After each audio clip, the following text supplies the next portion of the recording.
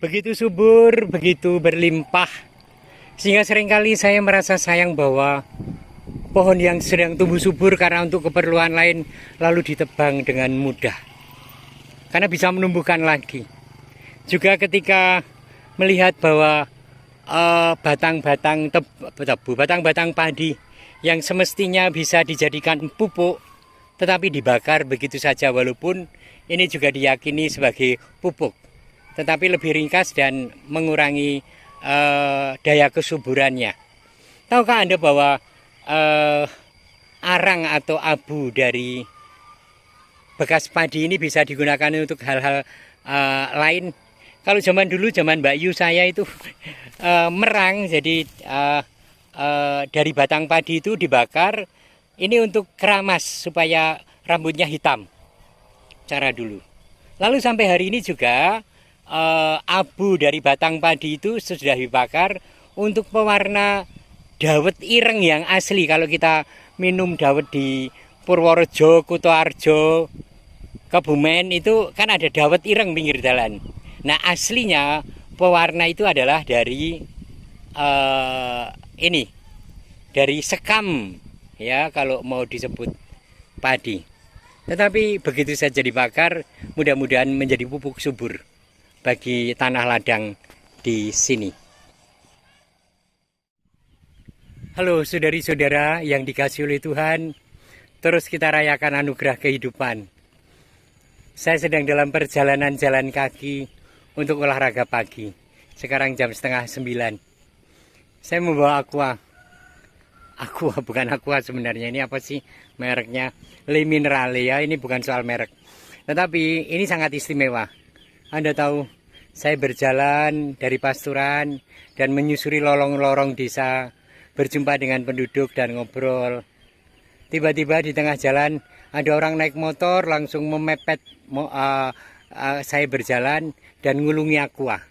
Karena dia melihat bahwa saya jalan kaki untuk olahraga dan tidak membawa bekal. Maka orang itu dari sudut jalan yang jauh sana membawakan ini untuk Romo supaya bisa minum kalau haus. Keren ya, mengharukan ya, watak-watak seperti itu. Mungkin itu cocok dengan apa yang menjadi firman Tuhan hari ini yang dikutip dari surat Filipi.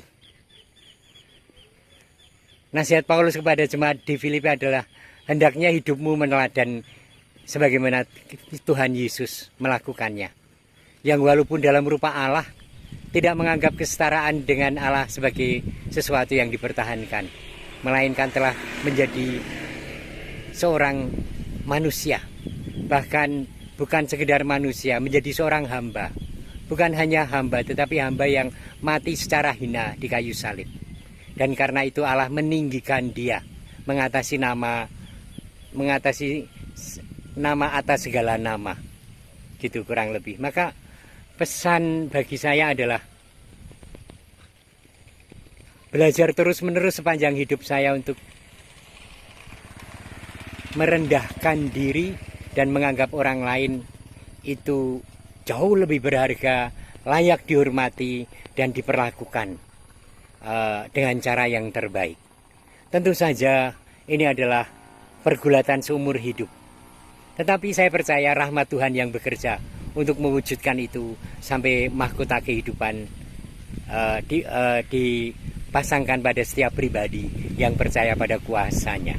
Ayo, hendaklah dalam hidupmu bersama kita meneladan Tuhan Yesus, yang walaupun dalam rupa Allah tidak menganggap kesetaraan dengan Allah sebagai sesuatu yang dipertahankan. Keren ya.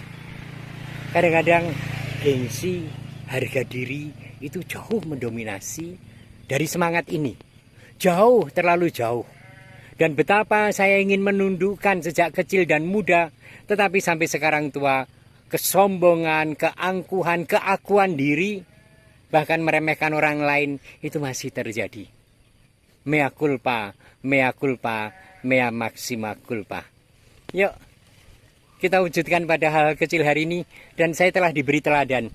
Seseorang yang melihat saya berjalan kaki jauh, tiba-tiba naik motor mendatangi dan memberi sebotol minum ini. Bukan soal harga atau sebotol minum, tetapi lihat, hati yang diberikan untuk sesama. Kebetulan saya romonya gitu kan. Tapi mudah-mudahan pada setiap orang kita berlaku itu, dan itu adalah kearifan lokal yang saya temukan di Bedono, watak-watak yang seperti itu.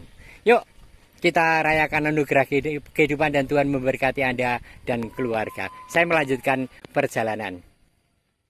Ketika ada di terik matahari yang panas atau hujan yang lebat yang berbahaya karena ada geledek dan petir, biasanya di pinggir sawah itu ada bangunan kecil. Juga ada yang ada di depan saya ini. Saya akan pergi mendekat.